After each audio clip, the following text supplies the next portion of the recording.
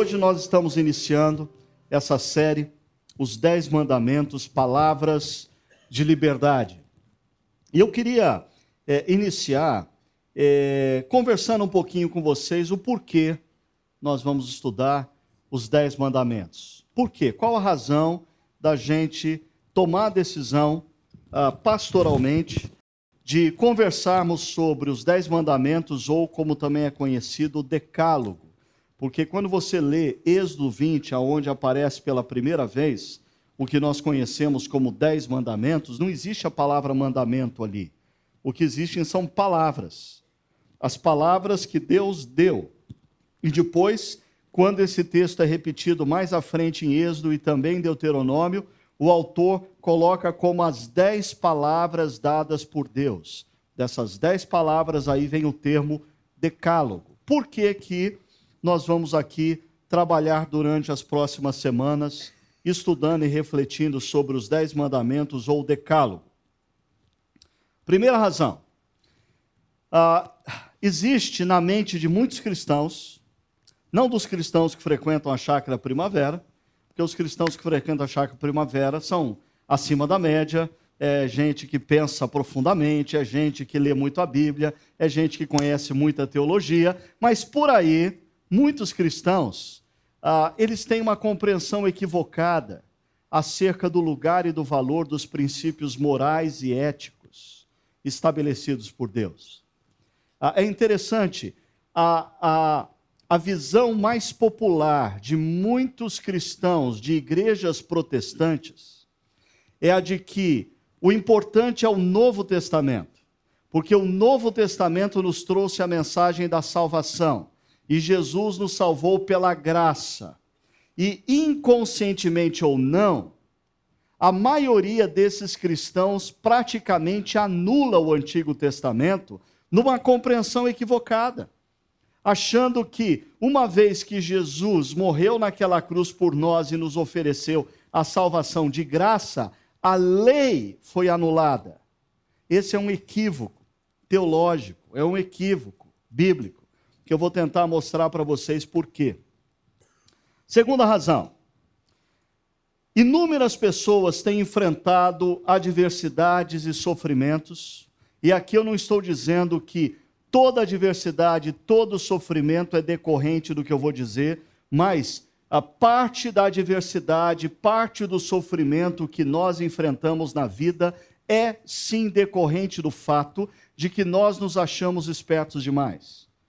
É decorrente do fato de que nós, ao invés de ouvirmos a lei de Deus, ao invés de ouvirmos o manual do construtor, nós insistimos em achar que nós sabemos como conduzir a vida. Nós fazemos opções a partir da nossa experiência pessoal, nós fazemos opções a partir da nossa própria compreensão e sentidos, e não a partir do que Deus disse.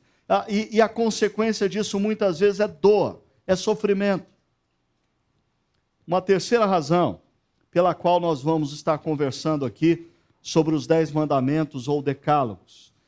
Comunidades que se chamam igreja, comunidades de discípulos de Jesus, precisam urgentemente resgatar a obediência aos princípios morais e éticos que Deus deu ao seu povo como parte da sua missão na história. Existe uma faceta da missão da igreja que está sendo esquecida. Deus nos deu princípios e valores para que eu e você, observando esses princípios e valores, vivendo esses princípios e valores na nossa casa, na relação com os nossos vizinhos, no nosso trabalho, na relação com os nossos funcionários, na relação com os nossos patrões, na relação com os nossos amigos de universidade. Deus nos deu esses princípios e valores para que esses amigos, parentes, vizinhos, olhem para nós e se questionem onde eles conseguiram princípios tão sábios. Quem deu a eles princípios de vida tão excelentes? De onde eles tiraram esse comportamento numa sociedade que pensa justamente ao contrário? Nós precisamos, então, resgatar os princípios e valores dados por Deus ao longo das páginas da Bíblia, para que as nossas vidas levante sim questionamentos naqueles que nos cercam. Aqueles que nos cercam devem se indagar de onde essa pessoa, de onde essa mulher, de onde esse homem tirou princípios tão sábios. Existe um livro chamado O Poder dos 10 Mandamentos, escrito pelo juiz federal William Douglas. E na apresentação desse livro, o editor, Maurício Zagari, ele diz o seguinte: aos olhos do autossuficiente homem pós-moderno, o Decálogo parece ser uma castradora e anacrônica lista de proibições estabelecida por um Deus estraga-prazeres, tirânico e mandão. E a maioria de nós, quando vê o tema, os 10 mandamentos, pensa, Ricardo vai falar daquela imposição de Deus sobre o povo, daquelas demandas que Deus colocou sobre o povo acima das suas forças. Talvez o sentimento que vem em você é muito parecido com a primeira parte do vídeo que nós vimos há pouco. Algo escuro, algo sombrio, algo pesado, algo rigoroso. No entanto, olha o que o Maurício Zagari complementa. Ele diz, na verdade, eles, os 10 mandamentos, constituem o passaporte por uma vida equilibrada, harmoniosa e, consequentemente, feliz. Você quer ter uma vida equilibrada? Você quer ter uma vida harmoniosa? Você quer ter uma vida feliz? Que tal você ler o Manual do Construtor? Que tal você deixar de guiar a sua vida a partir dos seus achismos e se deixar guiar por aquele que nos criou? E o Maurício Zagari complementa, é uma demonstração de um pai gentil, carinhoso e devotado para com a humanidade. Ou seja, ele nos convida a olhar para os 10 mandamentos ou para o Decálogo numa outra perspectiva. Não se trata de um texto impositivo, não se trata de palavras de um Deus intruso que invade a história e joga sobre as pessoas um peso que elas não podem suportar. Os 10 mandamentos ou o Decálogo são fruto de um Deus que se importa tanto, mas tanto conosco, que ele entra na história sim, para nos orientar, para nos dar princípios e leis que, segundo o livro de Deuteronômio, insistentemente é repetido. Ele nos deu essas leis, esses princípios, para que tudo nos vá bem. São orientações de um pai gentil. Eu concordo grandemente com Maurício Zagari. Eu só discordo de uma faceta que ele se esquece. A perspectiva dele é verdadeira, mas desprovida do que eu vou chamar de dimensão missional. Porque senão, nós transformamos a lei de Deus, nós transformamos os princípios e os valores de Deus numa matéria-prima de autoajuda. Deus existe para nos fazer felizes. Deus nos deu princípios e valores para nós sermos felizes. E essa é só uma dimensão dos princípios e valores. Existe uma outra dimensão, um outro propósito. E qual é esse propósito? Olha o que diz Êxodo capítulo 19, justamente o capítulo anterior ao Decálogo. Deus diz assim ao povo hebreu, os primeiros ouvintes do Decálogo: agora, se me obedecerem fielmente e guardarem a minha aliança, vocês serão o meu tesouro pessoal dentre todas as nações. Se o povo hebreu, os primeiros ouvintes do Decálogo, não apenas ouvissem, mas guardassem no coração e exercitassem nas suas vidas os princípios e valores de Deus, o povo hebreu estaria no meio das nações com um propósito muito específico, que as nações olhassem para o estilo de vida de Israel e levantassem questionamentos. Quem deu tanta sabedoria a esse povo? Porque se você lê os princípios e valores deixados por Deus ao longo das páginas das Escrituras, você vai encontrar, por exemplo, leis tremendamente sábias para aquela época no que diz respeito a uma sociedade sustentável. Deus estabelece leis para que numa sociedade agrária a terra não padeça, a terra não sofra. O povo poderia plantar durante 6 anos, o 7º ano a terra teria que descansar. Deus estabelece leis socioeconômicas que até hoje a nossa sociedade não tem. A lei do jubileu, ensinada pelo pastor Carlos Bosman alguns domingos atrás, era uma lei que redistribuía a renda na sociedade a cada 50 anos. E os princípios de relacionamento, de respeito ao próximo.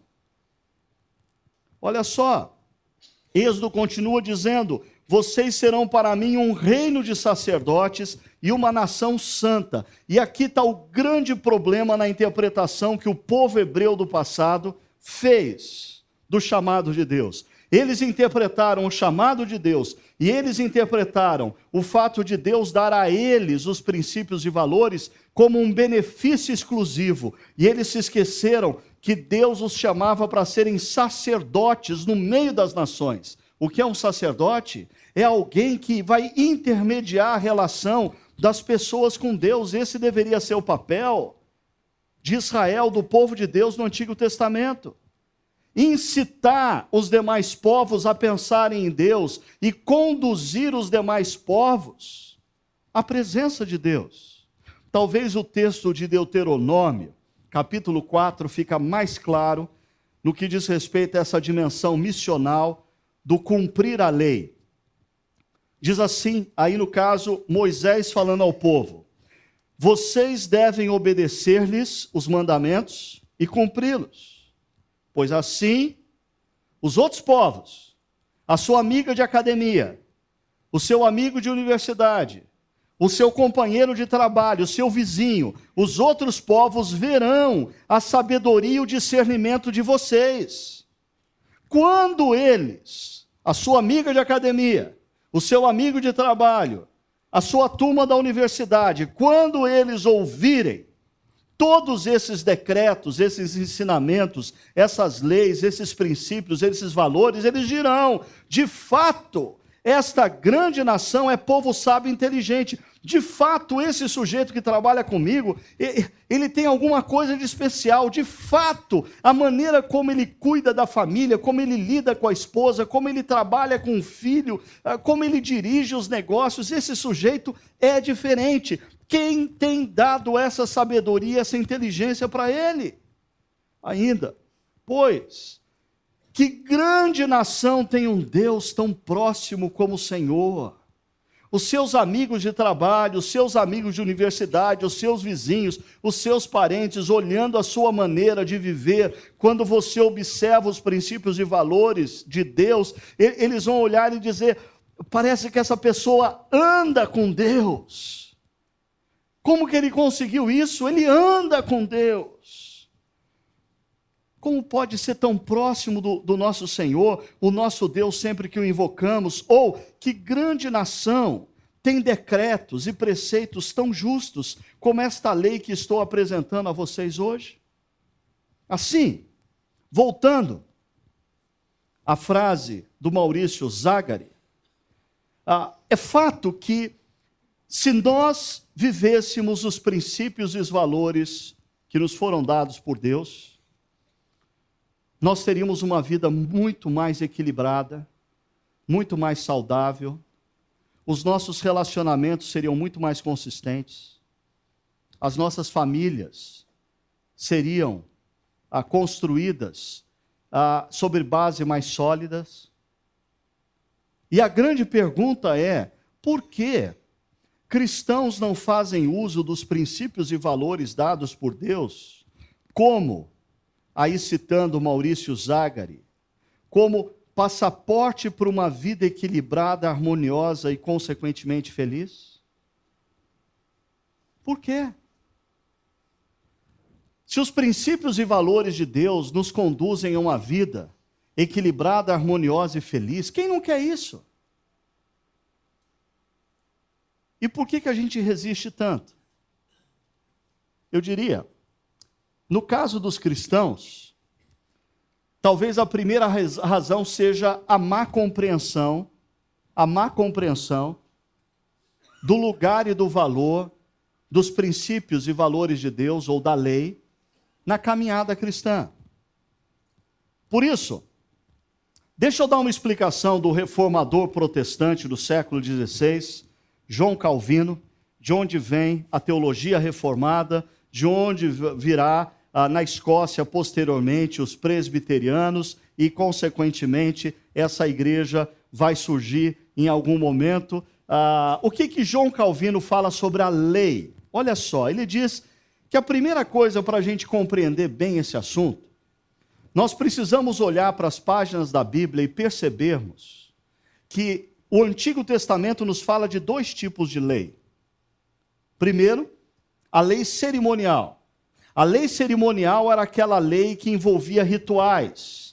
Rituais como o sacerdote precisava se vestir com a roupa apropriada, ele tinha que se purificar da maneira apropriada, e aí a família se aproximava do sacerdote, e o pai da família confessava os seus pecados, e o sacerdote matava um cordeiro para levar sobre aquele cordeiro os pecados da família. Se a família não tinha dinheiro para comprar um cordeiro, a família trazia 2 pombas e assim por diante. Todo o cerimonial que se dava no tabernáculo, todo o cerimonial que se dava no templo, são leis cerimoniais. Agora, nós encontramos a lei moral também. O que é a lei moral? A lei moral é: não matarás, não adulterarás, não furtarás. O ano do jubileu é lei moral. O ano sabático do descanso da terra é lei moral. As cidades refúgio, aonde pessoas que cometiam crimes sem intencionalidade podiam fugir para serem julgadas, é lei moral. O fato é que a lei cerimonial, ela aponta para Jesus. A lei cerimonial tem seu conteúdo e seu fim na obra de Jesus na cruz. Quando você lê a lei cerimonial, você precisa entender o seguinte: absolutamente toda lei cerimonial era sombra do que seria pleno em Jesus. Aquele negócio de um cordeiro morrer pelos pecados de uma família nada mais era do que uma sombra do que haveria de vir. Jesus, o Cordeiro de Deus, que é dado para morrer no nosso lugar. Todo o cerimonial que envolvia o tabernáculo, o templo, as 3 divisões, o Santo dos Santos, tudo apontava para Jesus. E quando Jesus morre naquela cruz, ele cumpre toda a lei cerimonial, ele fecha a lei cerimonial, não existe mais necessidade de qualquer sacrifício, não existe mais a necessidade de qualquer penitência da sua parte, não existe a necessidade de igrejas começarem a praticar rituais judaicos do passado, porque Jesus cumpriu totalmente. Igrejas que estão voltando para o passado e resgatando rituais judaicos do Antigo Testamento, essas igrejas, elas estão cometendo uma heresia. Indiretamente, essas igrejas estão dizendo que o que Jesus Cristo fez na cruz não foi totalmente suficiente. Quando você compreende que o sacrifício, a lei cerimonial foi totalmente cumprida na cruz, e você crê que o que Jesus Cristo fez por mim e por você foi totalmente suficiente, você não precisa mais dos rituais. Jesus os cumpriu. Agora, e a lei moral? Jesus cumpre a lei moral, mas Jesus não anula a lei moral. Jesus anula a lei cerimonial. A lei moral, ela continua vigente. Por quê? João Calvino vai falar da tríplice missão da lei nas nossas vidas. Primeira missão, revelar a natureza humana. Quando Deus estabelece as leis morais, isso traz à tona a minha natureza e a sua natureza. Se Deus não tivesse falado que mentir é errado, ninguém se sentiria errado.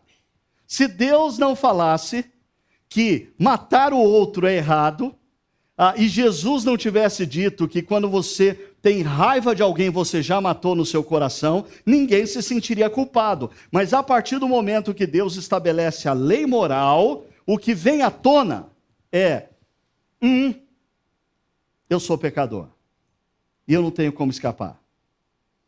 O próprio apóstolo Paulo, que era um fariseu, rígido na lei, ele vai descrevendo lá em Romanos, que ele lutou para cumprir toda a lei, mas quando chegou no 10º mandamento, não cobiçarás, ele tropeçou, porque ele descobriu que todos os demais, externamente ele podia fazer de conta que cumpria, mas o não cobiçar era uma lei do coração, e ele não conseguia conter o seu coração, e ele tropeçou. Segunda missão da lei é conter o mal da sociedade. É interessante como quando Deus dá essa lei para um povo no deserto há 1.600 anos antes de Cristo, você não imagina o quanto essa lei favorece a contenção da violência, a contenção da injustiça, a contenção da agressão ao próximo, do mal, da opressão, seja ela física, seja ela econômica. Essa semana, eu estava ouvindo, enquanto dirigia, ouvindo no rádio, notícias, e 2 notícias vieram quase que em sequência, e elas me chocaram. A primeira falava de um grupo de assaltantes que invadiram um ônibus que ia de Ribeirão Preto para São Paulo, com um grupo que iria fazer compras na cidade de São Paulo, e os assaltantes entraram e passaram a pegar o dinheiro, a carteira, celular, joias, relógios das pessoas que ali estavam, e de repente eles chegaram num sujeito que só tinha R$50 na carteira. A sangue frio, um dos assaltantes matou aquele sujeito. Como se fosse um crime só ter R$50 na carteira. Faz favor de andar com mais dinheiro. Logo em seguida, veio uma outra reportagem que falava de um senhor de idade, caseiro, possivelmente um homem muito simples, que assaltantes invadiram a propriedade que ele cuidava, e se não bastasse toda a agressão que fizeram a ele, amarraram ele numa cadeira e simplesmente, gratuitamente, cortaram a língua dele. Quando eu ouvi isso, eu disse, Deus, a violência, a agressão ao espaço alheio, a agressão à vida alheia, alcançou um limite insuportável na nossa sociedade. E o pior é que nós estamos tão habituados a ouvir e ver essas notícias nos jornais, nos telejornais, que a gente não se choca mais. Mas sabe o que está acontecendo? A ausência de leis claras, absolutas, porque nós somos fruto de uma sociedade pós-moderna, que tem o seu berço na modernidade, no iluminismo, que de certa maneira gradativamente nos conduziu a concluir de que não existem verdades absolutas. Tudo é relativo, tudo depende da sua interpretação. E o nosso sistema judiciário brasileiro está entrando em caos. Por quê? Porque no mesmo assunto juízes divergem. Cada um tem a sua verdade. Cada um enxerga o problema numa perspectiva. Enquanto isso, homens e mulheres, trabalhadores, gente simples, morrem nas ruas desse país. Você quer paz na cidade? Resgate os princípios e valores de Deus para a sociedade. Você quer segurança na sociedade? Resgate os valores de Deus, já ditos há 3.500 anos atrás. Agora você quer caos na sociedade? Entregue a direção da sociedade à arrogância humana, que acha que pode dirigir a sua própria vida e o mundo sem Deus. Uma terceira missão que João Calvino aponta, que a lei tem o papel de orientar o povo de Deus, de orientar aqueles que querem, numa sociedade desprovida de valores, existem aqueles que dizem, eu quero estar debaixo do cuidado de Deus, eu quero viver os princípios e valores de Deus, eu compreendi o que Jesus Cristo fez naquela cruz por mim, eu compreendi que Ele é o próprio Deus que entrou na história, e naquela cruz Ele morreu pelos meus erros, Ele morreu pela minha dívida, e Ele me convida à reconciliação com Ele, e eu quero me reconciliar com Deus, eu quero me tornar um agente de Deus na sociedade em que eu vivo. E aí João Calvino diz, então você precisa olhar para os princípios e valores de Deus como norte. É interessante que eu como pastor já recebi no consultório pastoral inúmeras pessoas, perdi a conta nesses 27 anos de pastorado, gente que vem dizer assim, pastor, eu queria conversar com o senhor pelo seguinte, eu tenho uma dúvida, como eu posso saber a vontade de Deus? Pastor, eu vivo uma crise na minha vida, porque eu queria tanto saber qual é a vontade de Deus para mim. Comece pelo que já está claro e óbvio, os princípios e valores dados por Deus na sua palavra. É claro que a gente vai procurando pastores em busca de algum que fale o que a gente quer ouvir. Quando é simplesmente, a gente só precisa abrir a palavra e ler o que está lá, e a gente já sabe qual é a vontade de Deus. Agora, tenha isso claro. Quando nós falamos da lei cerimonial, Jesus anulou essa lei. Mas quando nós falamos da lei moral, Jesus cancelou a maldição dessa lei. Não conseguir cumpri-la não me condena mais eternamente, porque Jesus pagou essa conta. No entanto, Jesus não anulou o valor dessa lei para a vida como vontade de Deus para mim e para você na história. Assim, nós estamos chamando os 10 mandamentos de palavras de liberdade. Apesar de algumas pessoas, como disse o editor do livro do William Douglas, quando escutam mandamentos, pensam numa lei opressora. Mas os 10 mandamentos são palavras de liberdade, basta você olhar o contexto dos 10 mandamentos. Olha como começa a descrição dos 10 mandamentos. Diz assim, Êxodo 20, e Deus falou todas essas palavras. Quais são as palavras? Eu sou o Senhor, o teu Deus, que te tirou do Egito, da terra da escravidão. É muito importante que você perceba o que está sendo dito aqui. Eu sou o Senhor, o teu Deus, o Deus que te tirou do Egito, o Deus que te tirou da terra da escravidão. Deixa eu voltar 450 anos na história.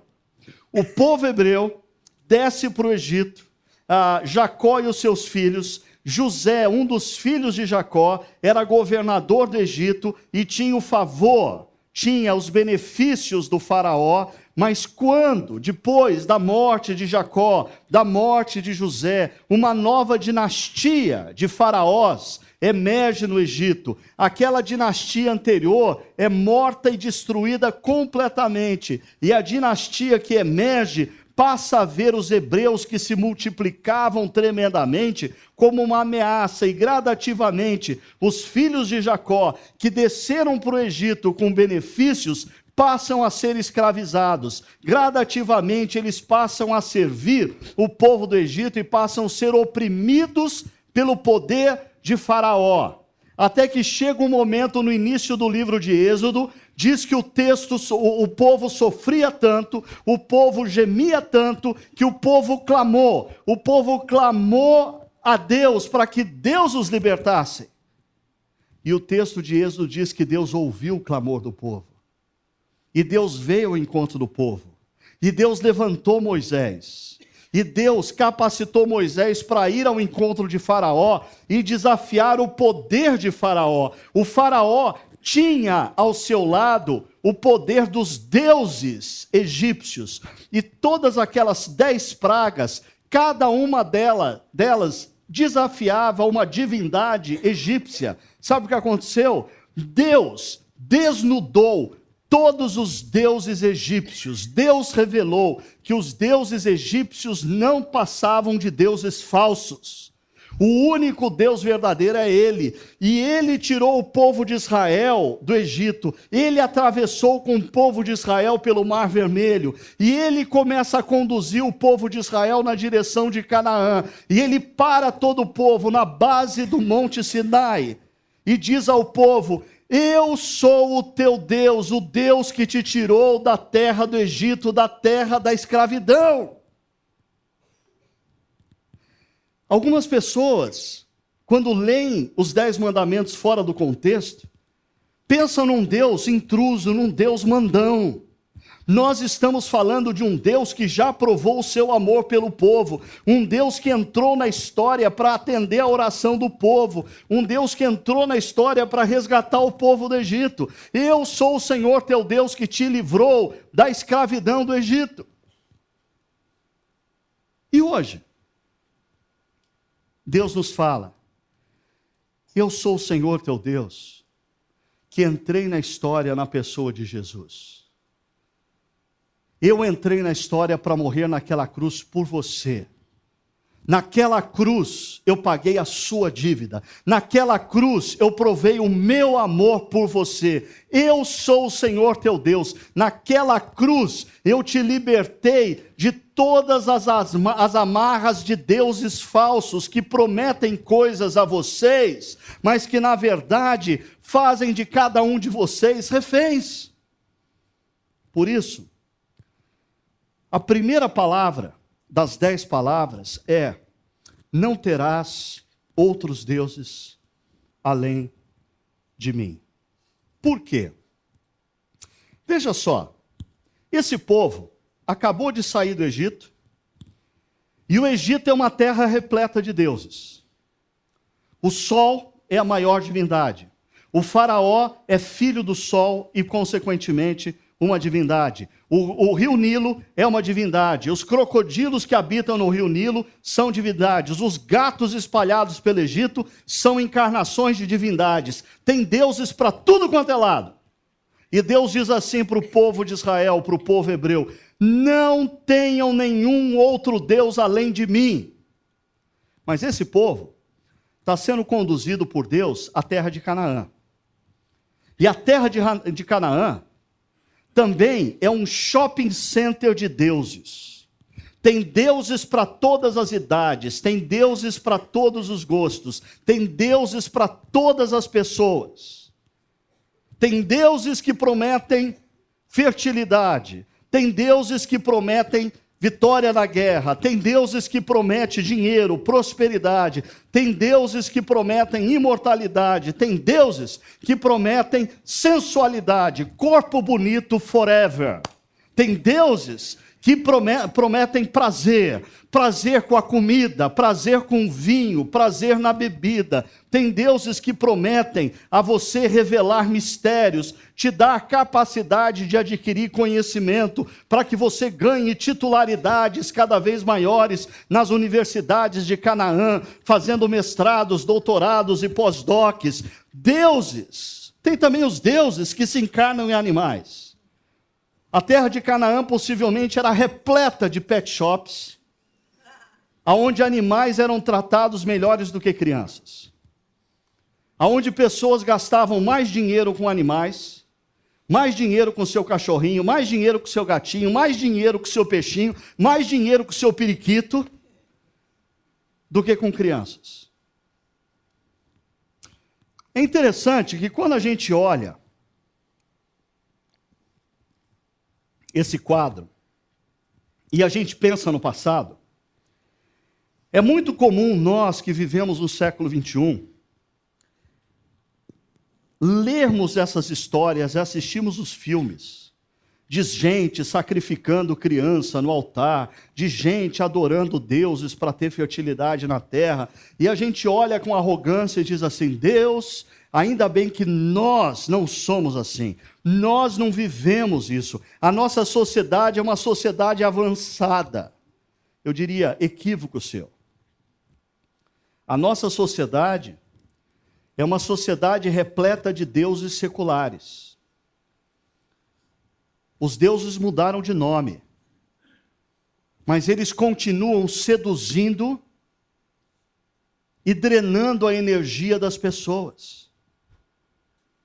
O Deus Mammon, o Deus do dinheiro, continua instigando pessoas a quererem cada vez mais, e gradativamente o Deus Mammon continua seduzindo pessoas que acham que precisam de um pouco mais, de um pouco mais, um pouco mais, até que a sua vida se esgota, ou até que essa pessoa, em nome do dinheiro, perde a família, ou em nome do dinheiro, diz assim: não, eu estou garantindo o futuro para o meu filho, quando o teu filho quer o presente, ele não quer o futuro. Moloque, que demandava o sacrifício de crianças. Quantas crianças não estão sendo sacrificadas na nossa sociedade? Quantas mulheres não deixam de ter filhos por causa do Deus sucesso profissional? Quantas mulheres não deixam de dar a atenção que o seu filho deveria ter porque elas são adoradoras do sucesso profissional? Na nossa sociedade, por todos os cantos, nós temos templos de Apolo e de Afrodite. Apolo, o deus da beleza e da força masculina. Afrodite, a deusa da sensualidade feminina. Eu não estou falando que você não deve cuidar da sua saúde, mas o que a gente vê por aí não é cuidar da saúde, é adoração a Apolo, adoração a Afrodite, uma devoção incontida que faz com que homens gastem horas dentro de academia para terem uma musculatura parecida com o padrão de Hollywood, parecida com o padrão da Rede Globo, inclusive tomam drogas que colocam em risco as suas vidas, a vida da sua família, o futuro dos seus filhos, porque são adoradores de Apolo, não são adoradores da saúde, são adoradores de Apolo. E mulheres que, em nome de um corpo esbelto, de um corpo bonitinho, de uma cintura fininha, colocam em risco a própria vida, tomando medicações que vão conduzi-las a estados deprimentes, mas tudo em devoção a Afrodite, a deusa da sensualidade. Nós estamos cercados de deuses, sim. Nós estamos. E o grande problema, a Bíblia chama esses deuses de falsos deuses. Sabe por quê? Porque só existe um Deus verdadeiro. Esses falsos deuses, eles não passam de anjos decaídos, de demônios que ficam por detrás de ídolos, gerando fascinação, gerando devoção e gradativamente matando e destruindo os seus adoradores. Porque é isso que ídolos fazem. E eu queria te provocar nessa noite a pensar seriamente se você de fato tem só um Deus. Porque quando Deus diz, não tenham outros deuses além de mim, esse não é um pedido de um Deus mesquinho, não é um pedido de um Deus ciumento, não é um pedido de um Deus inseguro, é um pedido de um Deus que se preocupa com você porque Ele sabe que esses falsos deuses, eles vão simplesmente te seduzir, eles vão te encantar, eles vão gerar devoção de você e eles vão te matar. A busca desenfreada pelo dinheiro, a busca desenfreada pelo sucesso profissional, a busca desenfreada pela beleza física. O amor fora de medida por filhos, por maridos, por esposas. A essência da idolatria é quando fazemos de algo a razão de nossa existência. Quando gradativamente a gente começa a ser movido a fazer algo, porque aquilo é a razão da nossa existência. Por exemplo, é só um exemplo. Guarda o princípio, não guarda o exemplo é só para elucidar.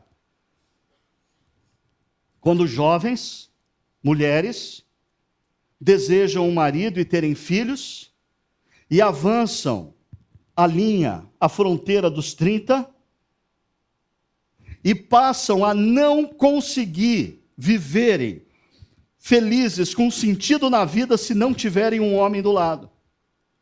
Quem é o seu Deus?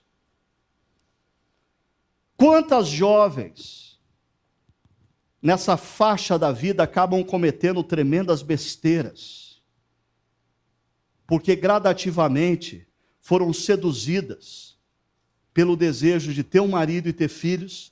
E se eu não tiver isso, a minha vida não tem sentido. Olha a outra linha. Quando fazemos de algo a razão da nossa existência, a nossa fonte primária de felicidade. Quando algo se torna a sua fonte primária de felicidade. Quando você tem que fazer algo para ser feliz. Prazer, por exemplo. Quando você não consegue viver sem prazer. Quando você não consegue viver mais sem sexo. Quando você não consegue viver mais sem comida. Quando você não consegue viver mais sem bebida. Eu não estou falando que você não pode ter sexo, comida e bebida. Eu estou falando que existe um grande problema. E é um mau sinal quando essas coisas passam a dirigir, orientar e determinar a sua vida. Quando fazemos de algo a razão de nossa existência, nossa fonte primária de felicidade, a base de nossa identidade. Para você não ficar bravo comigo, deixa eu jogar para mim esse negócio agora. Porque às vezes a gente começa, por exemplo, confundir o que a gente faz com o que a gente é. O que eu faço? Eu sou pregador, eu sou professor, há 27 anos. Eu ensino a Bíblia. Há 27 anos eu dou aula em escolas, em faculdades. Há 27 anos eu falo. Existe um perigo muito grande de eu me esquecer que o Ricardo Agreste não é quem ele faz. O Ricardo Agreste é quem ele é. E se, por exemplo, Deus me tirar a voz? Eu ainda tenho identidade? Se eu fiz do que eu faço o meu Deus, eu não tenho identidade. E se você perder o seu trabalho amanhã? E se acontecer uma tragédia na sua vida, um acidente, que você não vai mais poder fazer o que você faz nos últimos 20, 30 anos? Você ainda tem identidade? Quando fazemos de algo a razão da nossa existência, a nossa fonte primária de felicidade, a base de nossa identidade e a força que nos orienta. Quando qualquer outra coisa, senão Deus, passa a mover, a nos motivar, a nos orientar, existe algo de errado aí. Bens materiais, sucesso profissional, beleza física, prazer, pessoas, marido, esposa, filhos, filhas, pais, amigos. Nada disso é errado. No entanto, Santo Agostinho tem um conceito muito interessante sobre pecado. Para Santo Agostinho, pecado nada mais é do que amor fora de ordem. Simples assim. É pecado eu amar o que eu faço? Não. Um pensador grego já disse no passado: faça o que você gosta e você não terá que trabalhar nenhum dia da sua vida. Não existe problema nenhum em você gostar do que você faz, em você amar o seu trabalho, em você querer ser um profissional bem-sucedido. Mas existe todo o problema quando o seu trabalho está acima do seu amor pela sua esposa, pelo seu esposo, pelos seus filhos. Não existe problema nenhum em você amar o seu filho ou a sua filha. Existe certamente é um problema sério se você não ama o seu filho e a sua filha. Agora, se você demonstra mais amor, mais cuidado, preste atenção nisso, mais amor, mais cuidado no seu filho ou na sua filha do que no seu esposo ou na sua esposa, você está em pecado. Porque o seu amor está fora de ordem. E tenha coragem de ouvir isso. Porque eu diria que muitos casamentos têm acabado porque mulheres ou homens não estão atentos a esse princípio. E gradativamente colocam seus filhos acima do amor ao seu marido ou à sua esposa. Pior ainda é quando chegam os netos.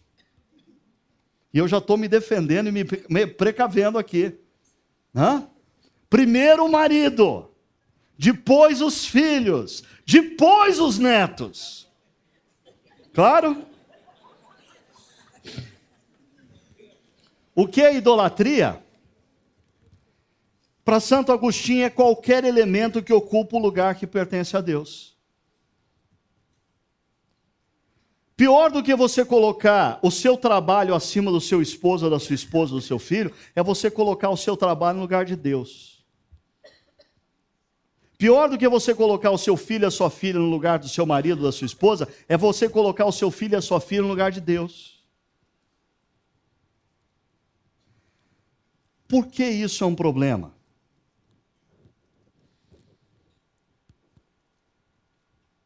Se ídolos são falsos deuses, que por detrás deles existem demônios, que fazem uso de circunstâncias, de situações, de objetos e de pessoas para gradativamente te seduzir, prometer para você o que ele não tem para te oferecer e controlar a sua vida e sugar e drenar todas as suas energias na direção errada, fazendo você inverter a escala de amor que você deve ter. Primeiro, a Deus acima de todas as coisas e ao próximo como a si mesmo.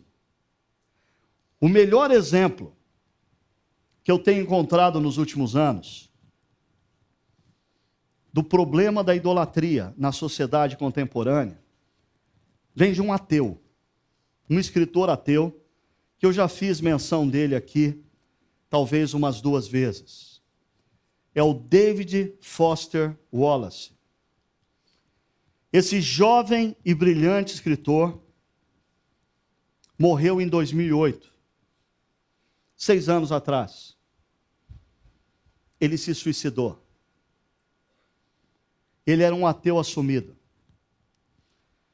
Por sinal, eu não sei se você sabe, mas nós vivemos num mundo onde a cada 40 segundos, uma pessoa se suicida.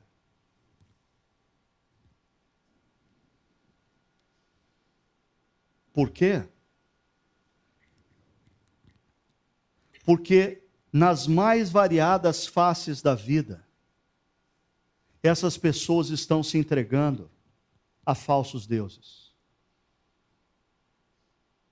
E olha o que David Foster Wallace diz sobre isso, esse jovem escritor ateu falecido em 2008. Ele diz assim: pois aqui está outra coisa que é verdadeira.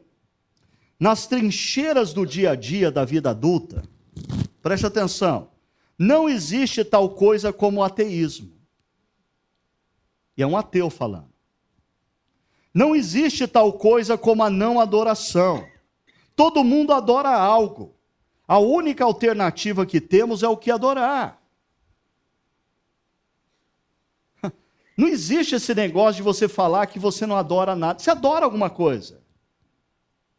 Se você não adora a Deus, talvez você adore o seu trabalho. Se você não adora a Deus, talvez você adore o seu dinheiro. Talvez você adore a sua família. Talvez você adore os seus filhos. Talvez você adore a sua intelectualidade. Talvez você adore a sua titularidade acadêmica. Talvez você adore a sua performance profissional. Talvez você adore o seu corpinho esbelto. Talvez você adore a sua beleza física. Talvez você adore o seu poder na empresa. Não existe esse negócio de que ninguém adora nada. Todo mundo adora algo. A questão é o que você adora. E o que eu quero te instigar a pensar hoje é: feliz é você se você adora a Deus. Porque Deus te mantém livre. Porque se você adora qualquer coisa que não é o verdadeiro Deus, você está sendo seduzido, você está sendo amarrado, você está gradativamente sendo preparado para ser comido vivo. David Foster Wallace continua dizendo: e uma excelente razão para escolher algum tipo de Deus, ou ser espiritual para adorar, seja Jesus Cristo ou Alá, seja Yahvé ou a deusa da fertilidade, ou as 4 verdades nobres budismo, ou o conjunto de princípios éticos infalíveis, é que, preste atenção, qualquer outra coisa que você adorar, te comerá vivo. Qualquer outra coisa que você adorar, ídolos comem vivos os seus adoradores. Se você adora o dinheiro ou coisas materiais, se essas coisas estão onde você encontra o verdadeiro sentido da vida, então você nunca terá o suficiente. Você vai passar o resto da vida respondendo como o velho Rockefeller, quando questionado quanto de dinheiro um homem precisa para ser feliz. Só um pouco mais. Nunca sentirá que tem o suficiente. Eu tenho amigos que têm o suficiente para parar de trabalhar hoje e viver o resto da vida, e se eles viverem uma vida esbanjando um pouquinho, eles não vão dar conta de acabar com todo o dinheiro em vida. Por que eles não param? Porque eles sempre sentem a necessidade de um pouco mais. Ainda, é verdade. Adore o seu próprio corpo e beleza. Mulheres, preste atenção nisso. Homens do mundo dos metrosexuais, prestem atenção nisso. Seu poder de sedução, e você sempre se sentirá feio.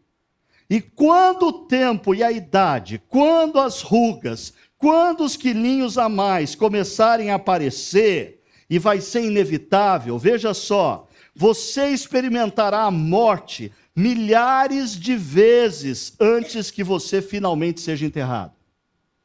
Eu sei que dói, mas é a verdade. Ou não? Quando pessoas passam a adorar a beleza física, quando mulheres começam a adorar a sensualidade do corpo e não da beleza da alma, diariamente elas olham no espelho e elas se deparam com o envelhecimento. E se você adora a beleza física, você vai ter que conviver diariamente com a morte até que ela te consuma. De certa forma, todos nós já sabemos disso tudo. Já foi codificado em mitos, provérbios, clichês, comentários, ditados, parábolas, o esqueleto de toda a grande história. O segredo é manter diariamente a verdade evidente na sua consciência. O que o David Foster Wallace não conseguiu fazer.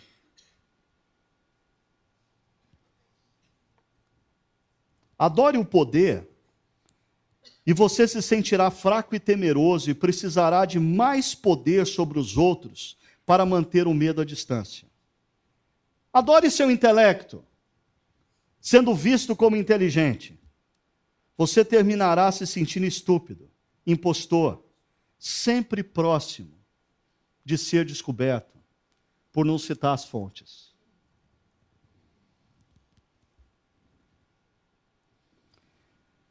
O que tudo isso tem a ver com a gente? Primeiro eu queria levantar para vocês duas perguntas. O que o escraviza? O que tem escravizado a sua vida? É importante você ter a coragem para pensar nisso com honestidade, porque o que escraviza a sua vida é o seu faraó.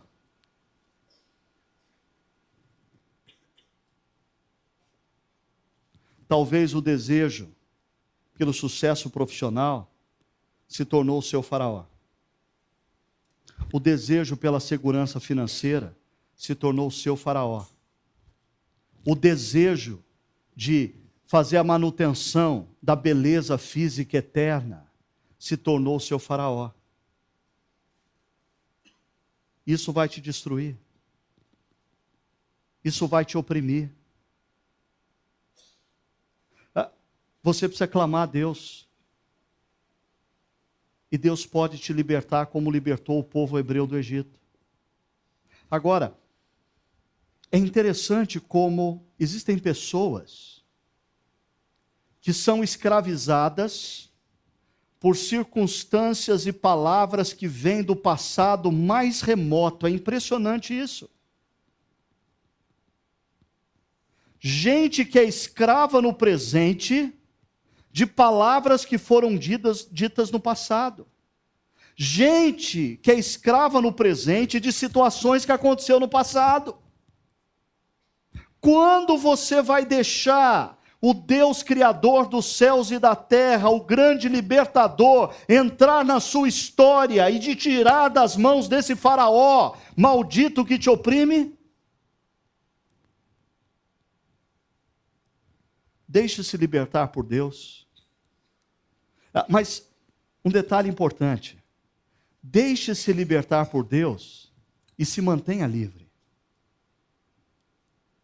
Porque o grande problema é que a gente se deixa libertar por Deus e 2 semanas depois está a gente lá subjugado por um falso Deus. Está a gente lá se atirando nos braços de Afrodite, nos braços de Apolo, nos braços de Mammon, nos braços de qualquer um desses deuses que só mudaram de nome, mas continuam seduzindo, prometendo o que eles não têm para oferecer, e escravizando pessoas. Como se manter livre? Adore ao único, verdadeiro Deus, o Criador e libertador da sua vida. Essa é a primeira palavra. O primeiro conselho de um pai gentil: não terás outros deuses além de mim. Porque a única forma de você ser livre e você se manter livre é adorando a Deus acima de todas as coisas. A única forma de você ser livre e se manter livre é mantendo Deus no lugar de Deus na sua vida. Em primeiro lugar, Ele. Ele como fonte primária da sua realização, da sua felicidade, como fonte da sua segurança. É Ele que cuida de você. Ele. Que tal você fazer isso agora? Que tal você fechar os seus olhos e ter a coragem, na presença do Deus Criador e Deus Libertador, de dizer: Deus, ilumina os cantos mais escuros da minha alma e do meu coração. Revela para mim os deuses que me oprimem.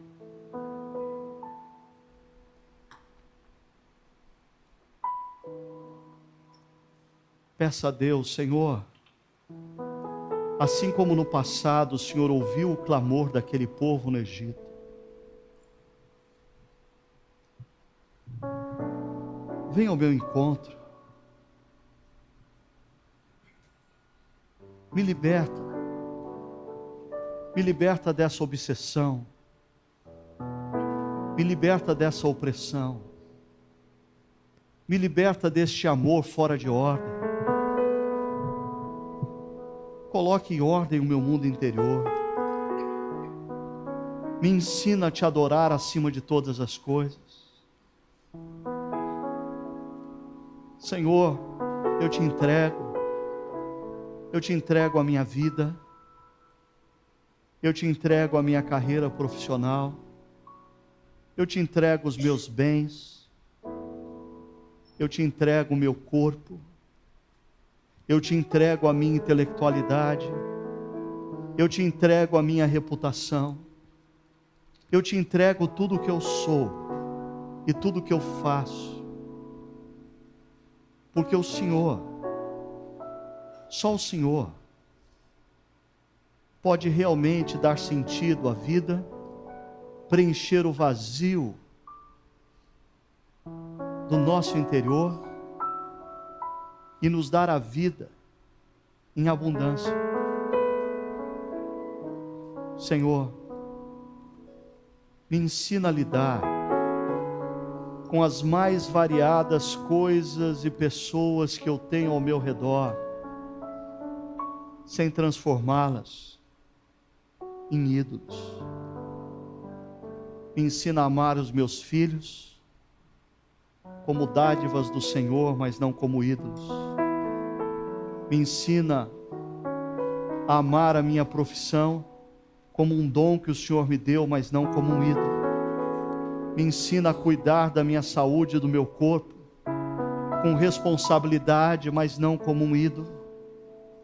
Me ensina, Senhor, a administrar os recursos financeiros com sabedoria, buscando sim segurança, mas nunca se esquecendo que a segurança maior vem do Senhor, que cuida de mim, que cuidou de mim até aqui e que continuará cuidando de mim a partir daqui. Me ensina, Senhor. Me ensina a te adorar acima de todas as coisas, para que eu e meus amigos e amigas aqui presentes sejamos livres. Livres, não para fazer o que queremos, mas livres para quando somos impulsionados a fazer o que queremos, termos o poder do alto para fazermos o que é certo. É essa liberdade que nós queremos, a liberdade que vem do Senhor, o Deus Criador, o Deus Redentor. É no nome de Jesus que nós oramos.